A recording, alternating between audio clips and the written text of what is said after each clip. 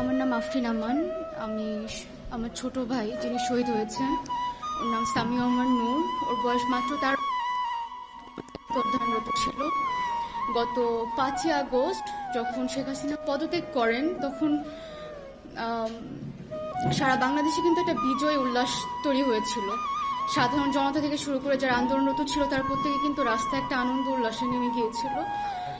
আমার ছোট ভাইও তখন ওই বিজয় মিছিল অংশগ্রহণ করেছিল।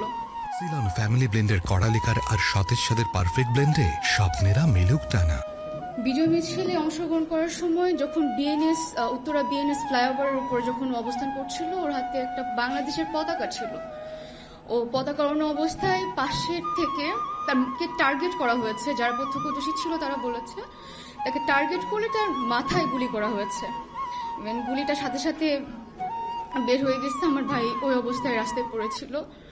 পরবর্তীতে যারা ওখানে ছিল তারা ওকে হসপিটালে নিয়েছেন এবং আমাদের সঙ্গে যোগাযোগ করেছেন। টঙ্গী সরকারি হসপিটালে ওকে নেওয়া হয়েছিল, কিন্তু ওখান থেকে বলা হয়েছে এখানে চিকিৎসা নেই, ঢাকা মেডিকেলে নিতে হবে। কিন্তু আমরা আমার ভাইকে চিকিৎসা দিতে পারিনি। আমরা যখন অ্যাম্বুলেন্স নিয়ে বের হয়েছি, সারা রাস্তায় তারা আগুন জ্বালিয়ে দিয়েছে, সন্ত্রাসী হামলা হচ্ছিল, গাড়ি ভাঙচুর হচ্ছিল। তারা সামান্য একটা অ্যাম্বুলেন্সকেও ছাড় দেয়নি। আমরা রিকোয়েস্ট করেছিলাম, গাড়িতে ছোট একটা বাচ্চা আছে, তার মাথায় বুলেট লেগেছে, তারা শোনেনি।